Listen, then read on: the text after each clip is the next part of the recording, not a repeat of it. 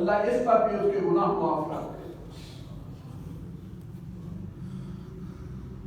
اس لیے جنازے کی دعا میں ہم کیا پڑھتے ہیں؟ اللہم لا تحرمنا اجرہ، اللہ اس کے فوت ہونے پر ہم نے کیا ہے صبر، اور جو وفات پر صبر کا جو اجر ہے ہمیں اس سے محروم نہ کرنا۔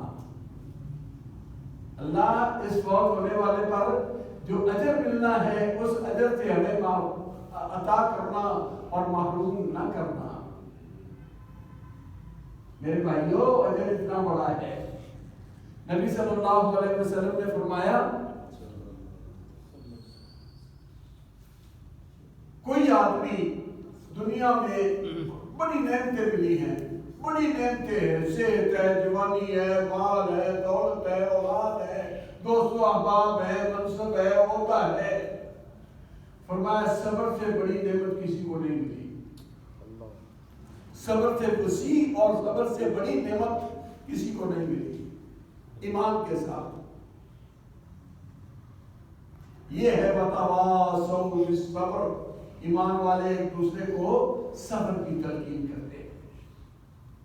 صبر کے لیے 3 شرطیں۔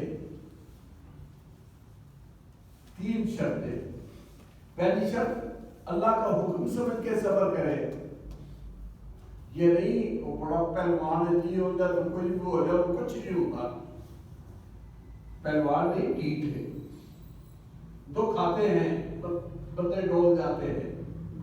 یہ اللہ کا حکم سمجھ کے صبر کرے، میرے رب کا حکم ہے، میرے رب کا فیصلہ ہے۔ دوسری، مصیبت کے وقت فوراً صبر کرے، رو پیٹ کے تھک ہار گیا اور بعد میں کہا میرا صبر، وہ صبر کوئی صبر نہیں۔ الصبر عند الصدمۃ الاولی، جب مصیبت آ کے ٹکراتی ہے اسی وقت صبر کرے۔ تیسرا، شکوہ نہ کرے کسی کے سامنے، اللہ کے بندوں کے سامنے شکوے نہ کرے، شکایتیں نہ کرے۔ انما اشکو بثی و حزنی الی اللہ، میری ساری باتیں میرے رب کے پاس ہیں۔ فصبر جمیل واللہ المستعان علی ما تصفون، یوسف کو بھیجا آیا کیا صبر کرتا جو تم کہتے ہو اللہ بہتر جانتا ہے۔ صبر جمیل کرے، اس کے سامنے بھی شکوا، اس کے سامنے بھی واہ ویلا، میں مر گیا، میں ایسے ہو گیا، میں اللہ کے، یہ انسان کی انتہائی بے عقلی ہوتی ہے۔ آج تک کسی نے دیکھا ہے کہ جس کے سامنے اس طرح شکوا کرے اس کے شکوے کو وہ ہٹا لے، اس کی تکلیف کو دور کر دے، اس کو کوئی پیسہ ہی دے دے، کوئی نہیں دیتا، اور اپنے جیسے انسان کے سامنے بے وقت ہو جاتا ہے۔